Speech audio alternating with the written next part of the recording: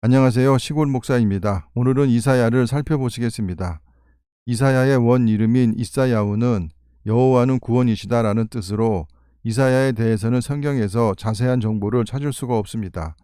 이사야는 남왕국의 우시야 왕이 죽던 해에 예언자로 부르심을 받아 BC 740년부터 680년까지 약 60년간을 사역을 했습니다.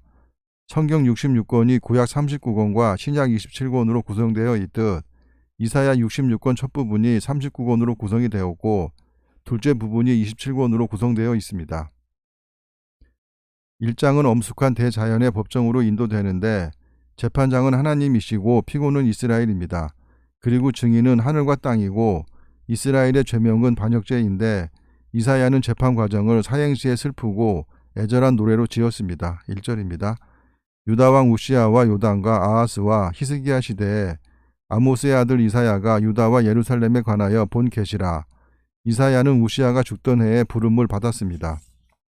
하늘이여 들으라, 땅이여 귀를 기울이라. 여호와께서 말씀하시기를 내가 자식을 양육하였거늘 그들이 나를 거역하였도다. 사람들이 하나님을 거역했다는 말이 구약의 대표적인 말로 불신앙과 죄악이 에덴 동산에서부터 시작되었습니다. 소는 그 임자를 알고 나귀는 그 주인의 구유를 알건만은 이스라엘은 알지 못하고 나의 백성은 깨닫지 못하는도다 하셨도다. 이사야를 통해 하나님의 심정을 토로하는 것으로 이스라엘은 하나님과의 언약관계 속에서 하나님을 통해 여러 가지 지식을 소유할 수 있었는데도 그 지식을 삶으로 연결하지 못했습니다. 4절입니다. 슬프다 범죄한 나라요 허물진 백성이요 행악의 종자요 행위가 부패한 자식이로다. 그들이 여호와를 버리며 이스라엘의 거룩하신 일을 만홀히 여겨 멀리하고 물러갔도다.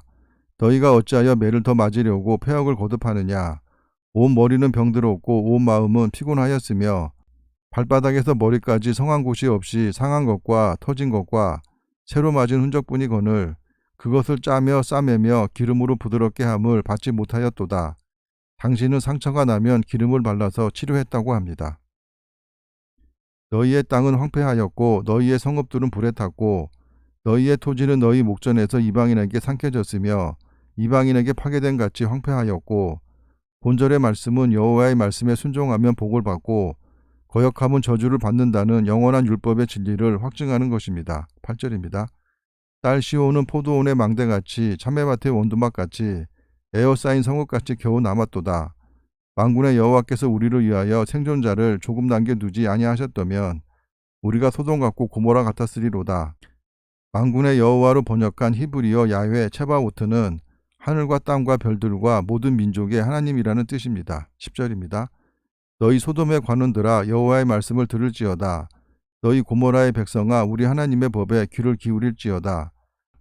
에스겔 16장 49절과 50절에서 유다의 죄를 불의와 탐욕과 힘없는 자에 대한 착취로 규정하였고 죄악에 대해서는 소돔은 아우이고 사마리아는 형으로 표현하였습니다.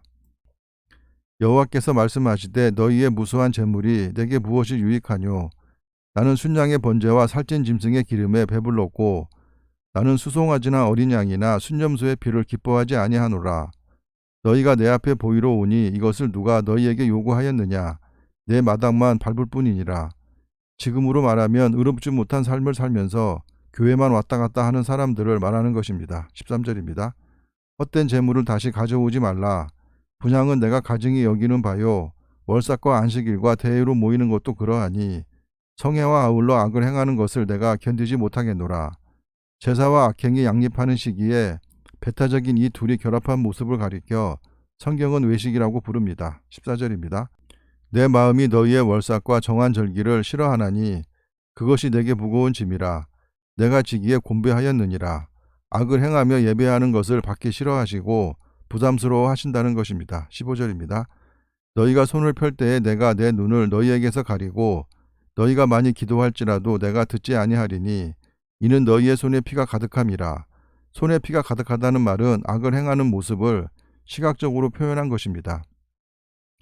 너희는 스스로 씻으며 스스로 깨끗하게 하여 내 목전에서 너희 악한 행실을 버리며 행악을 그치고 선행을 배우며 정의를 구하며 학대받는 자를 도와주며 고아를 위하여 신원하며 과부를 위하여 변호하라 하셨느니라. 본절은 율법의 요구사항입니다. 18절입니다. 여호와께서 말씀하시되 오라 우리가 서로 변론하자. 너희의 죄가 주홍 같을지라도 눈과 같이 희어질 것이요 진홍같이 붉을지라도 양털같이 희게 되리라. 학자들의 일부는 본절을 의문문으로 해석해서 그렇게 되겠느냐는 조롱의 말로 보기도 하는데 원문에서 의문문의 흔적을 찾을 수가 없습니다. 그래서 제가 볼 때는 죄악에서 돌이켜 율법에 순종했을 때 이루어질 일로 보입니다. 19절입니다. 너희가 즐겨 순종하면 땅의 아름다운 소산을 먹을 것이요 16절과 17절의 말씀 즉 율법에 순종하면 받게 될 복입니다. 20절입니다. 너희가 거절하여 배반하면 칼에 삼켜지리라. 여호와의 입의 말씀이니라. 하나님의 통치를 저버리고 악하게 살아가게 되면 결국 이방 나라에 의해 점령당하거나 멸망한다는 것입니다. 신실하던 성읍이 어찌하여 창기가 되었는고 정의가 거기에 충만하였고 공의가 그 가운데에 거하였더니 이제는 살인자들 뿐이로다. 살인자로 번역한 히브리어 메라츠힘은 살인자를 말하는 것이 아니라 공의를 가장하여 부정직한 방법으로 가난하고 무력한 사람들의 소유를 착취하는 자를 의미합니다. 22절입니다. 내 은은 찌꺼기가 되었고 내 포도주에는 물이 섞였도다. 고위관리에게서 덕과 공의가 사라졌다는 것입니다. 내 고관들은 패역하여 도둑과 짝하며 다 뇌물을 사랑하며 예물을 구하며 고아를 위하여 신원하지 아니하며 과부의 송사를 수리하지 아니하는도다.